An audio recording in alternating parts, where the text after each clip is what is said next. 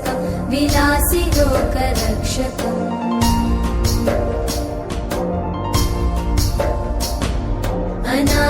अनायकैकनायकं विनाशिते भदैत्यकं नताशुभाशुनाशकं नमामि तं विनायकम्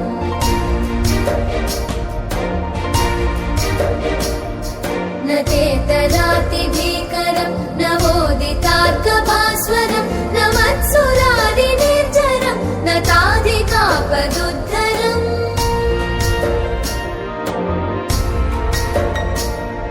सुरेश्वरं निधीश्वरं गजेश्वरं गणेश्वरं महेश्वरं तमाश्रये परात्परं निरन्तरम्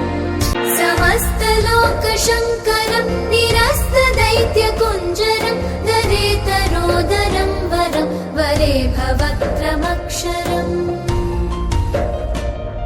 कृपाकरं क्षमाकरं